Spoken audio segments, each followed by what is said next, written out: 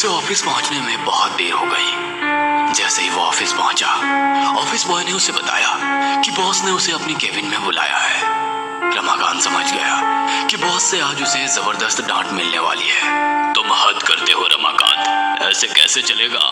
Sorry sir, वो बस छूट गई थी इसलिए लेट हो गया। मैं लेट के लिए कुछ नहीं कह रहा, वैसे भी महीने में 10 दिन तो तुम लेट ही आते हो। मैं कह रहा हूँ सेल्स के लिए, ये तीसरा महीना है, तुमने एक भी वाटर प्यूरिफायर नहीं बेचा है। देखो, मैं इस तरह मुफ्त में तुम्हें सैलरी नहीं दे सकता।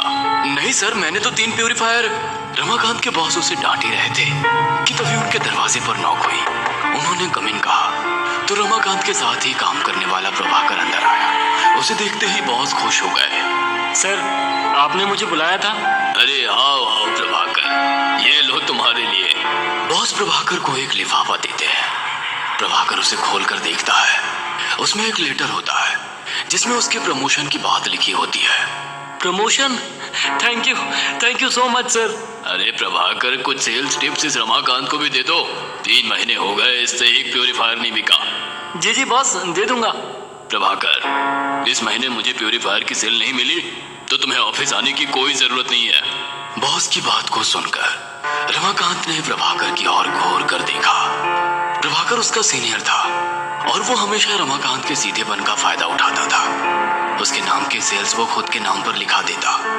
3 महीने से रमाकांत ने जो भी सेल की थी उसने उस पर अपना नाम चढ़ा लिया।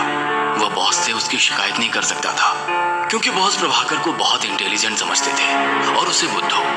बहरहाल जब वो बॉस के ऑफिस से बाहर आया, उसके बाद वो शहर के पास वाली नदी के पास गया। उसके ऊपर बने पुल से नदी की ओर झांक कर सोचने लगा, क्या भगवान, मेरे जैसे लोग आप बनाते ही क्यों हैं? ना तो नौकरी सही चल रही है और ना ही जिससे प्रेम करता हूँ उससे विवाह की कोई उम्मीद। अरे हम जैसे लोग बोझ है, बोझ। आज धरती से ये बोझ कम कर रहा हूँ। मैं आ रहा हूँ आपके पास, आपसे मुझे बहुत सवाल भी करने हैं। ये कहकर वो नदी में कूद पड़ा। नदी गहरी थी, वह तुरंत ही डूबने लगा। तभी अचानक एक आदमी वहां आया और वो रमाकांत को बचाकर नदी के किनारे ले आया। थोड़ी देर बाद जब रमाकांत की नींद खुली तो उसने खुद को किनारे पर पाया और अपने बगल में उस आदमी को बैठे हुए देखा। तुम कौन हो? अरे आपको होश आ गया? आपको जब तैरना नहीं आता तो इतने गहरे पानी में क्यों गए? आप डूब रहे थे और मुझे आपको बचाना पड़ा।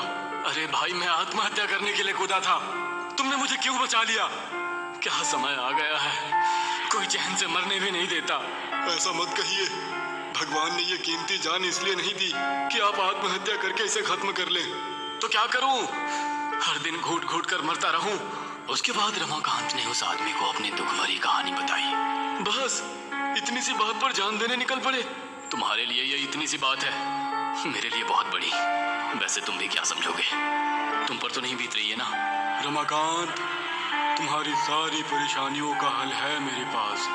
उसके बाद उस आदमी ने एक डायरी और पेन निकाला। उसे देखकर रमाकांत ने कहा, अरे भाई, तुम भी कोई सेल्समैन हो क्या जो डायरी और पेन बेचते हो?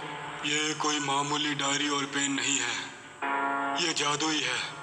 इसके हर एक पन्ने पर तुम एक विश लिख सकते हो। जैसे ही तुम वो विश लिखोगे, तुम्हारी वो विश पूरी हो जाएगी। अरे भाई, सुबह से कोई नहीं मिला है क्या तुम्हें? देखो, मैं पहले से ही बहुत परेशान हूँ, प्लीज मुझे छोड़ दो। रमाकांत, मैं झूठ नहीं बोल रहा, एक बार लिख कर तो देखो विश।